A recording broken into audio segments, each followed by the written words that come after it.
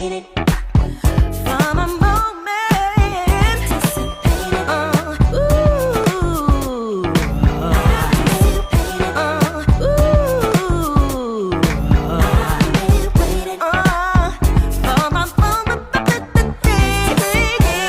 and finally the time is now to shine.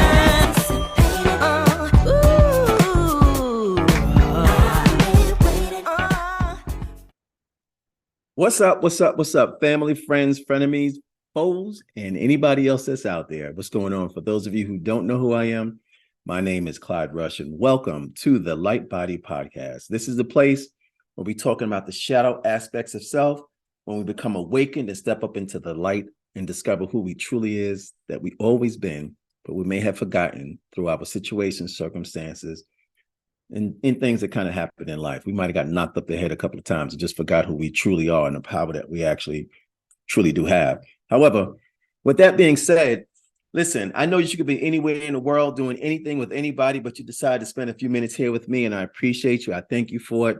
And because of that, I'm going to be respectful of your time and mine. I'm not going to keep you here too long. Today, we're going to dive in, and we're going to go into the aspects of patterns. What are they? How do they get formed? Are they negative aspects to patterns? Are there positive aspects to patterns? What do patterns actually look like? Like I said, I just want to get into this and be conscientious of your time and my time, and just kind of give you the nuts and bolts about how we get from one aspect of that dark shadow aspect of what patterns are and transform those things into something more constructive for you or more beneficial for you. So let's start off with understanding what pattern recognition actually is. Pattern recognition plays a significant role in the process of self-awareness and personal transformation, including the journey from shadow as an aspect of who we were to the awakening of the light body. Patterns are recurring behaviors, thoughts, or circumstances that can be either helpful or detrimental to our growth. What are patterns? Patterns are repetitive behaviors, thoughts, and situations that we engage in without conscious awareness that can be formed through various life experiences, conditioning, beliefs, and habits. Patterns can be positive or negative and can influence our choices, our actions, and reactions, okay? So listen, obviously patterns are here to stay. The thing about it is do we recognize the patterns that we do repetitively without our awareness? And more often than not, we continuously do a thing because we get accustomed to it. We get been conditioned to do it. It may have come from people who have, had the upbringing for us, parents, grandparents, babysitter, someone, a guardian, someone who was actually taking care of you as you were coming up. And I always go back to the first stages of where we start to learn things from the womb out. And from that space of between 1 and 7 years old, and there are different stages that go along where these patterns are actually developed and incorporated, and they create your identity, sort of your personal reality, your persona, so to speak. There's a certain way that you go do things. Actually, as a kid, when you're playing, you go out and you do things. I think about myself in particular, because I got this book coming out. I'm going to get you all the information for that book. It's going to be crazy. However, the fact of the matter is I went back and I started thinking about some of the things that I was doing as a kid. And I was that kid that was always curious, always wondering. I never sat still. I played around all the time, but I was really sort of that kid that wanted to discover the world. And I've always been that way, and I still am to this moment today. So I'm what you would call a lifelong learner. With that being said, that's my pattern. That's my modality. That's the way it is that I operate and function.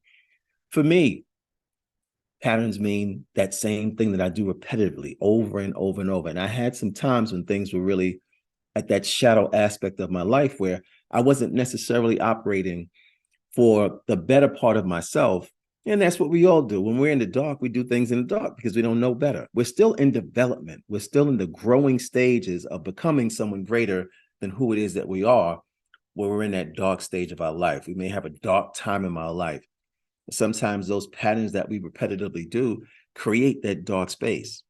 At the same time, it's important to understand that those dark patterns can be transformed with time in a process into something that's a positive pattern, something that's more enlightened, something that's a lighter process for you. So I'm going to go over a few different ones of these things in particular. Hopefully they resonate with you. And if not, you can think about a time for yourself when you identified a pattern that you kept repeating over and over and over. And that same thing that you kept doing over and over was not necessarily conducive for you. It didn't work for you. But yet at the same time, you kept doing it over and over again and again and again. And the funniest thing about that is you realize, you know what? That's not really working for me. And no matter how many times you've tried, no matter how many things you've done, no matter how many things you put in place to prevent that from happening to you again and again and again, you found yourself repeating that pattern unbeknownst to you until you got the result that you didn't necessarily want. So sometimes these things kind of happen to us, like I said, unconsciously. We don't even recognize. It's just something that we do. There's a groove that's inside that brain that's just going back and forth and back and forth. We call it a rut. And it goes deeper and deeper and deeper and deeper, so much that it's embedded in your identity of who it is that you truly think it is that you are. So we want to dispel some of those different things and uproot some of that stuff and fill it with something else that's going to be more conducive by just, first of all, identifying what those patterns actually are. So let's take a look at, and again, for you yourself, you know what your patterns are. You know, as a matter of fact, the same thing that got you here is not going to be the same thing that's going to get you there. You're going to have to incorporate some new patterns, some new identities, some new things that you're going to have to do in a different way so that you can become that person. We'll get more into that stuff later on. But let's take a look at some of these patterns, and maybe some of them will resonate with you. Take what resonates and take what doesn't, and do what you got to do. You may have your own. I'm pretty sure you do. But these are just some general ones. So if we take a look at self-sabotage, right? And we want to change that self-sabotage to self-empowerment. So what does that look like? Recognizing and breaking the pattern of self-sabotage can lead to self-empowerment and positive life choices. Self-sabotage, negative, shadow aspect, to self-empowerment, the enlightened, the light aspect of it. Recognizing and breaking the pattern of self-sabotage can lead to self-empowerment and positive life choices. What do I mean? When you think about a situation, a circumstance that you may have gone through, and what are you saying to yourself about this? Is it your doubt? Is it your fear? Is it your apprehension? Is it your anxiousness of what's not going to work for you? Things don't work out for you. Never get what it is that I want. Things always go sideways, they always go to the left. Think about the words that you're speaking. Those words that you're speaking are coming from the inner court of who it is that you are, based on your thinking process in which you recall in your mindset. And if you truly believe in your mindset that things just don't work out for you, things never go the way that you wanted to go, things always go to the left instead of to the right for you, you're actually a participant in that. Why? Because it's your expectation that things are going to go wrong for you. That's self-sabotage. Oh, there may be a promotion at work, and I never get the promotions. Guess what? You're never going to get the promotions. That's self-sabotage. I'm going to get into this new relationship, but I'm not going to get into this relationship because relationships don't work out for me. Guess what? It's not going to work out for you. But you know what? I know I just got paid, but I always run out of money before the end of the month. Guess what? These are the things that we say to ourselves, and then we try to figure out, why are these things happening to me over and over and over? It's the conversation that you're having with yourself, with these limiting beliefs about who it is that you truly are. And you understand your word is not going to be returned to you void. Thoughts become things. What you think about, you bring about. Self-sabotage. What happens if we change that around and we turn it into, hey, you know what? Things always work out for me. I always get the upper end. I get promotions every time I go into a place where I work and I apply myself and I do the thing that's necessary. And for some reason, people always notice me because I'm a productive worker. That's if you happen to be working. If you're an entrepreneur and you know what? Let's say, for instance, you have a product or service or program that you're selling. Hey, listen, you know what? I solve so many people's problems through my programs, products, and services that I'm always in high demand. You know what? I'm always booked and busy doing the thing it is that I truly love to do. I'm always engaged helping people solve their problems. And because I do it so well, people compensate me for it. So how does something like that sound as opposed to, things never work out. I'm an entrepreneur, and I don't know, let's say I'm selling jewelry or something along those lines, or I'm selling a line of clothing and nobody ever buys my stuff. Or I'm a published author and I wrote books. I didn't say book, I said wrote books.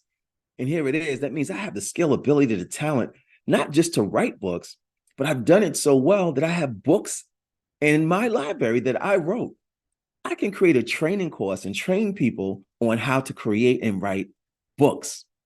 Now, at the same time, oh, things never work out for me. No matter how many books it is that I write, nobody ever buys them. I can create the book. I can write the book in no time flat. And I understand the process on how to do this prophecy. That was another thing. The process on how to do this thing. But at the same time, I'm even self-published. And I figured this whole thing out. And you know what? But nobody ever buys my stuff. So guess that's self-sabotage, the same thing. And we could talk about that as far as our environment that we're in. We could talk about that as far as the relationships, as far as work that we're in, as far as my health aspect, as far as investments. If I think about my health aspect, I always gain weight. I can't never seem to get rid of this weight. I can't. We just on one thing. This is self-sabotage. I didn't even move to the rest of the stuff. But that self-sabotage impacts us in so many different ways, in such a subtle way that we almost don't even expect anything good for us. And more often than not, because we don't expect anything good for us, it doesn't work. Cause and effect. But what happens if you cause the effect that you want? And you cause things to change for the better for you, as opposed to thinking it for the negative and things actually occurring the way that you see it. It's a self-fulfilling prophecy, okay? Let's move on to the next one, which is negative talk. We just finished that, both of them, self-sabotage and negative talk. But let's just work with the definition of what this is. Negative talk to self-compassion. Ooh. Negative talk to self-compassion.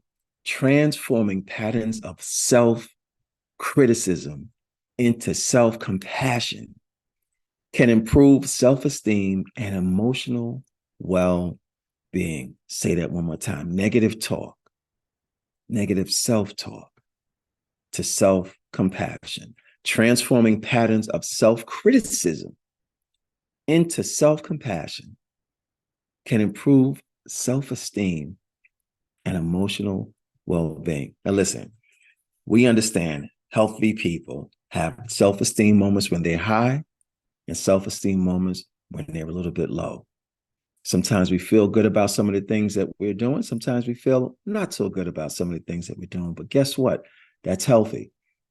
Think about it. Somebody's always up, always excited, always happy, always cheerful, always things, listen, what happens with stuff like that more often than not, and I'm not saying they're not people who actually see the brighter side to everything, because they do, but at the same time, how do you process those moments? And that's where the growth and the stretch from who you are to becoming someone greater. That's coming up out of the dark space and development and stepping up into the light. More often than not, that's the balance part of it. You know, anything in excess is no good, according to what scripture says. Anything in excess is no good. It's not good for you. So you want to have a balanced approach to our self-esteem. And that negative self-talk, I'm going to change that. And I'm going to turn that and have compassion for myself. How can I have compassion for someone else if I don't have it for myself first, right? So that self-criticism, you know, we are so hard on yourself. You don't expect anything good to come out of you. You know, it's interesting because, again, I suffered through that same thing. You know, you make all these, especially early on in my life. Oh boy, early on in my life. Matter of fact, I'll put it to you like this. I never even thought that I would get to where it is that I am right now, because I messed up so much in the beginning part of my life, which I thought was just decisions that just were not conducive for growth, making choices, hanging out and doing all kind of crazy things that just were not, and just engaged in destructive behaviors across a span of my life. And I just thought it would never turn around. Relationships, who's going to want this brother that got all this stuff dragging around with him and whatnot? And, you know, all these problems and situations and circumstances that was just crazy. But at the same time, what I learned how to do was learn the principle in those stressful situations that got me out of them. And I decided if it worked for me, How many other people are going through those same stressful situations that I figured out, that they haven't figured out, that they would be willing to find out the information that I actually have so that I can shorten up the time span for them trying to figure it out themselves. Program, product, services. That's what I decided to do, which is how I happened to get to this place right here. So it's not like I didn't go through each of these different steps and each of these different challenges and go from that dark space to the light space, because I truly have. So again, transforming those critical moments when I was so critical of myself and that I couldn't even see the worth and value of who it is that I was in those spaces and places like that. More often than not, because I was just engaging in just destructive behavior. And when you start to engage in those destructive behaviors, you don't realize that the thing that you're engaging is creating more of a chaotic situation for yourself. But what you're trying to do is get away from the problem and the pain and the frustrations by doing something that's going to create some moment of dopamine release inside your head to make you feel better, not recognizing that this pattern is repetitive and I keep doing the same thing over and over, no matter where I go, no matter who I'm with, same thing over and over, destructive behaviors.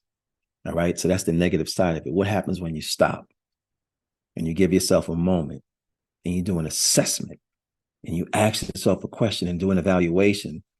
How did this work for me the last time I did this? And how many times have I done this and it didn't work out for me? Why would I do the same thing again? Einstein's theory of insanity, doing the same thing over and over and expecting a different result. Pattern recognition. How long in our lives does it take for us to go on doing the same thing again and again and again, never getting any resolve from it? Because we have this emotional loathing that we're doing within ourselves, trying to fill a void. And more often than not, it's engaging in some type of destructive behavior. Self-destruction. You're headed for self-destruction. Anyway, that's another rap song. Talk about that another time. But the bottom line is this. You finally wake up and you awaken. And like I said, for me, that whole light experience, when the darkness now starts to bud up into the light, just like a seed in the germination process, or caterpillar in its transformation process. That caterpillar is running around. I spoke about this before. It ain't anything about being no butterfly. It's like, yo, you go ahead up there with that. I'm chilling right down here. I'm doing my thing. Because that's just a caterpillar that doesn't know its genetic code and its DNA structure. It's going to be out there flying around. So are we. You know, when we're in those states of confusion and illusion, thinking that everything is just the way that this is always is, and it's not going to change, we're stuck. And we contributed to our stuckness. That's right. There's a sense of responsibility when you can take on the mantle of responsibility for the mess that you've created. And you give yourself, you know what? I messed up. I messed up big this time. And at the same time, what do I have to stop doing in order to get out of this mess that I've created? And I'm not talking about, oh, if you just get me out of this one more time, I'm not talking about that. I'm talking about you taking on the responsibility for your decisions that you made based on the choices that you had, and you kept choosing the wrong thing. And then you did it. Now, time to stop that.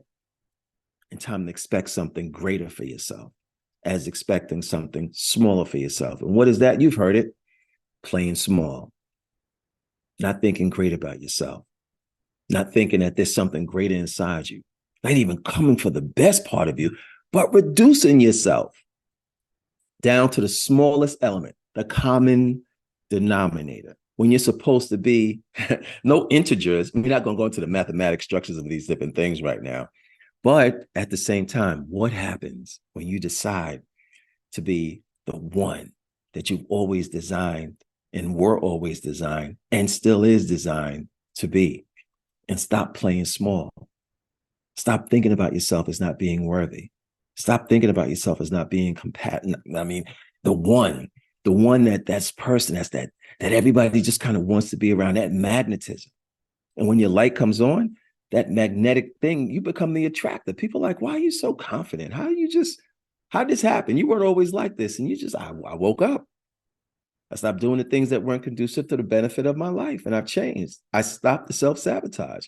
I stopped the negative talk. And now here's another part. All right. So check this out. Reactive anger to emotional regulation. I'm going to say that one more time. Reactive anger Transform that to emotional regulation. Learning how to manage anger and respond with emotional regulation instead of reactiveness. Let me hit you with that one more time. Reactive anger, transform that into emotional regulation. Learning to manage anger and respond with emotional regulation instead of reactiveness. You've heard this before, and if you hadn't, this is the first time. Welcome to the light. Instead of reacting to a situation, circumstance, I'm going to respond to it. I had to learn how to respond instead of react. And when I did that, that was the game changer for me. I've had all kinds of experiences all over the place, up, down, to the left, to the side, backwards, deep, up, you name it, from one degree to another, without a couple of things, because y'all kind of some vivid imaginations out there. So we ain't going all the way out there. I'm talking about in my cipher, in my world, in my experience. You got yours, okay? But at the same time, what I do want you to understand is you're not alone. You think you're the only one that's gone through something? You think you're the only one that went through this? You think that the bad is the bad, that you're the only one that went through the baddest moment? Listen, you ain't alone.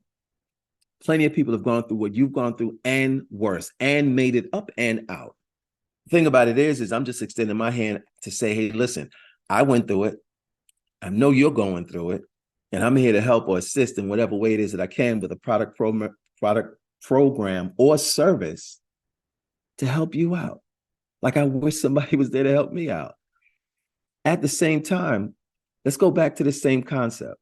Reactive to anger. You know, when you react to anger, you ain't in your right mind. You say things you don't think you should have said. Oh, I wish I didn't say that. Oh, I can't get that text back. Oh, man, I should have never sent this. I should have never said that. When you start saying that, that's when you were in that reactive state. And we were emotional. Okay, I know I was. And perhaps you were too. But in that emotional state, what would happen if you just stop for a minute? Give yourself a standing count. I don't care what your number is. This is an exercise for you. In the heat of that moment, what would happen if you can recall? Give yourself a second to recall. Was I here before? Yeah. How did it work for me last time when I did this? Not so good. Stop. What do I get to do? I said get to do, not have to do, because you get to do something different. What do I get to do in this moment? That if I do it different this time than I did the last time, I have a different outcome that's more favorable for me. That's responding, not reacting. Because see, when you respond, you take a minute and evaluate the situation, circumstance, stress, strain, the struggle, or the adversity. And you ask yourself, what can I do different in this moment cognitively? So the first thing I got to think about things different, which allows me to respond. When I react, it's an impulse. I just do it. I don't even think about it. It's just, I don't just like blinking your eyes. You know how many times you blink your eyes a day. Yeah, it's been said you have somewhere between 60 to 80,000 thoughts per day. I know it's a different number. Every day somebody's saying it's 50,000. Some people say it's 20. Some people say it's 40. The bottom line is the majority of those thoughts that you have, I don't care, whatever number you pick, it's the same thought you had yesterday, more often than not. So again, the scripture actually says, renew your mind daily. Old things have passed away. You are new each and every single day, unless you choose to put on the old self. When you react to something, you're reacting based on who you were, not who you are. When you respond to something, you're responding because of who you are, not who you were. So it's really important to understand and take a minute sometimes. You're in the heat of a moment and you're in a situation and you know normally, but I'm going to take a step. I'm going to take a second this time and I'm choosing to respond.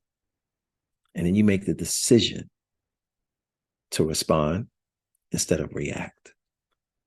And you'll find out that it's more favorable for you in those moments when you feel like you have no other choice but to react. Now, mind you, I don't know everything in your life. You do. And perhaps you have situations, circumstances where you feel like you have to react to it. Well, if you have to react to something continuously, you got to make a decision for the betterment of your life to decide either you're not going to be there anymore or I got to figure out a way out. Because it's costing your life every single day that you're choosing and deciding to stay in that position way past the time that you could have been in there, or that you should have been in there, or that you would have been in there, or that you need to be in there. And only you know your situation, your circumstance. I can't sit here and tell you that, but you do.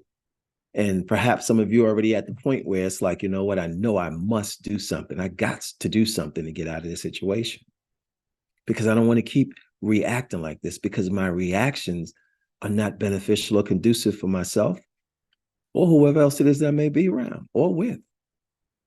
And if there's little ones that's in there, guess what you're showing and conditioning by pattern recognition and identification of the little ones who are not saying anything, but they're watching and absorbing and figuring out, especially at the speed that these little ones are learning at now.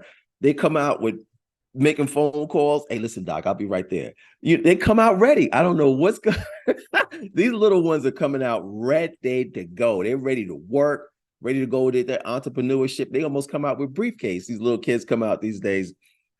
I don't, it's so interesting watching little kids today. There's just something about them. They just have this keen sense of awareness and identity. And at such, back, years ago, kids, when they were first born, it used to take a couple of days before they open up their eyes. They just to sit there. They were born and their eyes just closed up, just closed. And I don't know what color baby eyes are yet. These kids come out with glasses on. And they're ready to go. Little pens, like they've been taking notes and documenting stuff down. And yeah, I know who you are. I know who you are. I heard you say this, and I know you. That's how these kids are coming out here today. It's just an amazing process on how information is they're just ready to go. It's like they're on assignment and they already know who it is that they are. They come up with these personalities and these identities. If you see, check these little kids out. I know I'm just talking about some other stuff right now, but little kids come out ready to go. They're on fire. Some of them come out with money in their pockets, like, yeah, I got my diaper on. You got to change this diaper because my bills is getting wet. However, y'all understand what I'm talking about. But at the same time, get yourself to the place where you can respond instead of react. Respond instead of react. Procrastination to the productivity. This is a big one for me. Yeah, I'll tell you about this in a minute. So procrastination to productivity. Overcoming the habit of procrastination and cultivating a pattern of productivity and goal achievement. Overcoming the habit of procrastination and cultivating a pattern of productivity and goal achievement. Ever heard of fear of success? Yeah. All right. So sometimes we procrastinate for multiple reasons. Sometimes we just don't know how to do the thing, but we don't want to say we don't know how to do it, so we act like we do. Sometimes it's the fear, if I do this thing, that means I got to do the next thing and then the next thing. Sometimes we get comfortable and complacent doing a minimal amount so that we don't have to do more. So if we delay it, then we don't have to go to the next step again. All right. But you're also limiting your productivity. I know some people get inspired by the fire. What do I mean by that? They procrastinate and wait for the last minute. Like, you've done this before.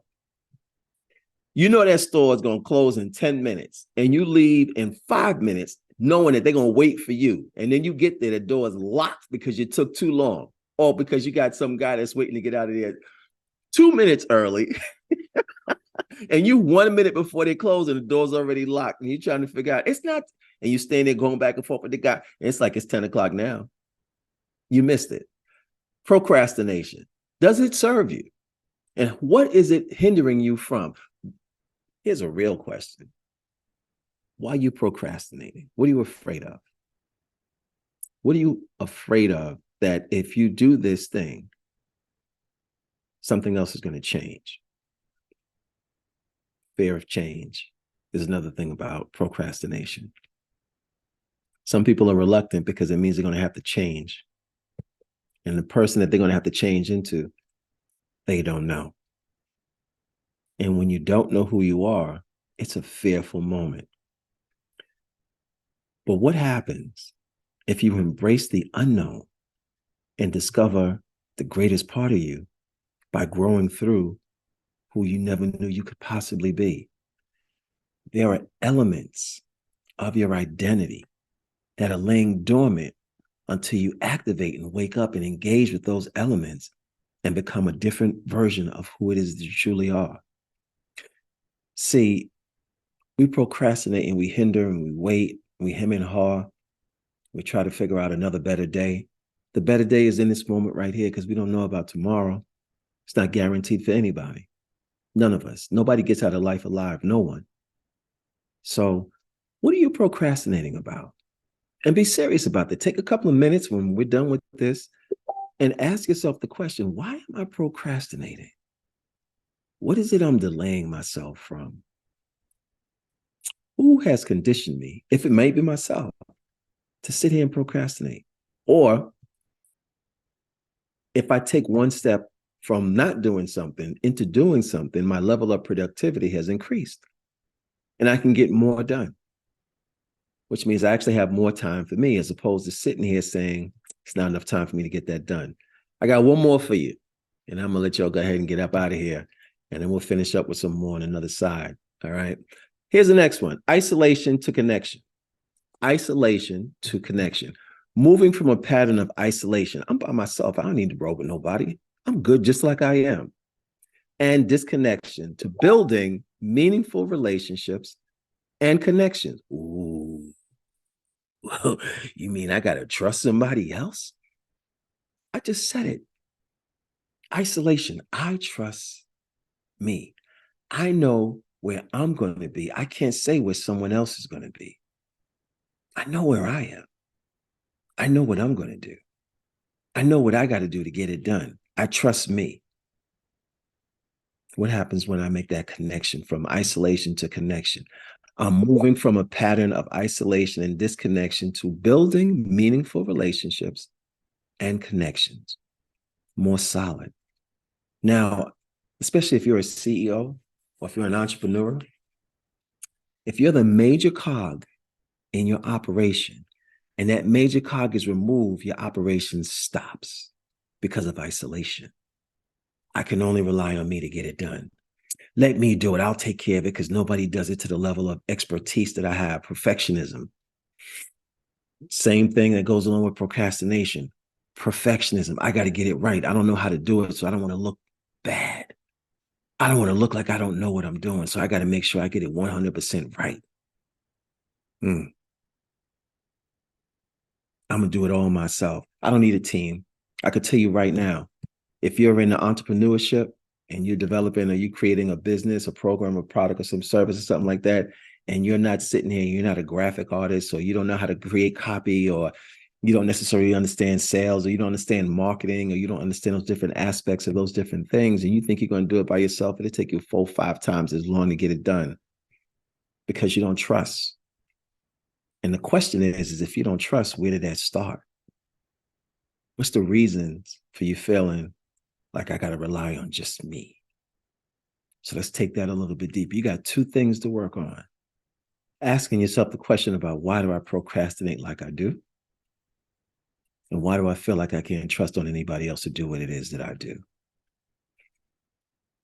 Answer those 2 questions. I promise you, you're going to come back with some real interesting answers.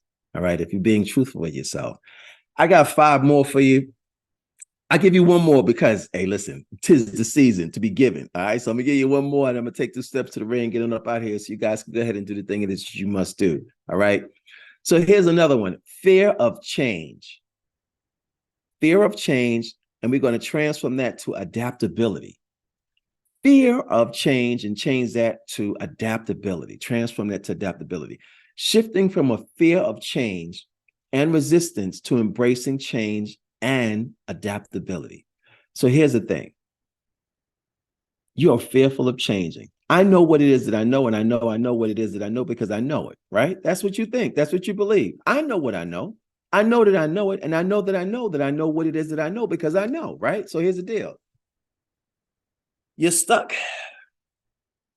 in this idea, the ideology of I know, which means you actually cut yourself off from learning. You have a conversation with somebody. I know they know what you're going to say before you say it. I used to be one of those people. I kid you not. All of this stuff that's over here, I used to do this stuff. It's just so crazy. I used to be the guy that used to say, I know. And why did I always say I know? Because I never felt like I would be accepted if I didn't know. That was my thing. You don't ever want to be the person that's in the room that just doesn't know. Now, I know what you're talking about. I know, I always know. And then they ask you a question about, don't let them ask you a question. You're like, oh, you know already the answer is, but you really don't. That reflection that you actually have about yourself, I know. I learned, and I'll never forget, I was in an office. I'm not going to tell you what I was doing, but I was in an office, so it was legit. But at the same time, someone said to me, you know what? Since you know so much, there's nothing else that I can teach you. And what I realized, when you say you know, you actually cut yourself off from learning. And I remember that to this day, when that was actually said to me. You know so much, you act like you can't learn something new. And now I'm a lifelong learner because I don't know. I ain't got a problem saying I don't know. I'm going to learn. And when you ask the question, the next time you come back, trust me, I have the theory of relativity and association that puts things to a place and space where you just had no idea that there's so many different things that were connected to this one concept or idea, because that's the way it is that the things actually are. So I'm going to do my study and do my due diligence, because I don't want to be the person that just says that they know. So I cut myself from learning. I want to be the person that says, no, I didn't know that. And I'll go learn about it. And then I become the master of that same thing it is that I didn't know, if it's relative to who it is that I am. Fear of change and adaptability.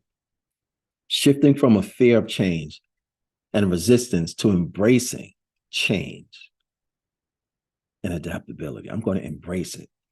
I'm going to find out something that I didn't know.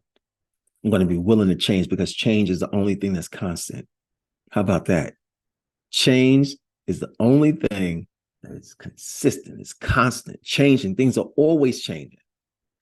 You don't even have to, just standing alone. You think you're standing still, but everything is happening around you. Nothing stands still. Nothing waits. Everything is moving.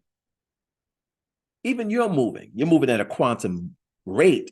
So you think you're just standing still and your hands aren't moving, but there's movement. That's quantum energy. That's basically a whole nother, we ain't got no time for that right now. I'll go into that another time, right? Right now, this is the first part of this, so many different things. So I don't like to keep it here because I don't want to inundate you with so much stuff and just bombard you with all this information. But at the same time, going over this again real quick, dark patterns transformed into positive patterns. We spoke about self-sabotage and self-empowerment.